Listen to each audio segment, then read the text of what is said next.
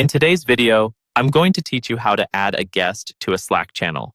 Adding guests to your Slack workspace can be a great way to collaborate with external partners, freelancers, or any stakeholders who need to be involved in specific projects without granting them full access to your workspace.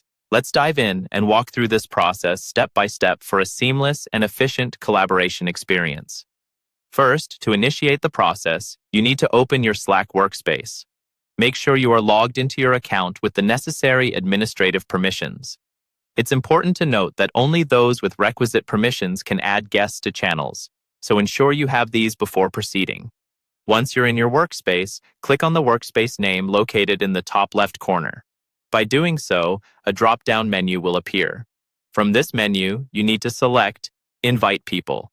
This is your next step to adding guests specifically. In the Invite People section, you're going to see a few options. Focus on Guest to proceed.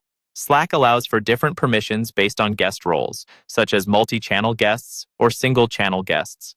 Consider the level of access your guest requires and choose accordingly. Now, you'll have to enter the email address of the individual you wish to invite as a guest. Be sure to double-check the email to avoid any mistakes, as this is how the guest will receive their invitation to join the workspace. Moving forward, you'll see an option to choose the specific channel you're adding the guest to. If the guest requires access to multiple channels, ensure you select each one they need to collaborate within. Remember, the Office guest role is more restrictive, providing access to only specified channels. Afterward, you can customize the invitation with a personal message. This is your chance to provide a context for the invitation, ensuring the guest understands the purpose of their addition and any initial actions they need to take. Once all the information is filled out, you'll click on Send Invitation. This generates an email invitation to the email address you provided. Your guest will receive this invitation and will need to follow a link to join the channel in your Slack workspace.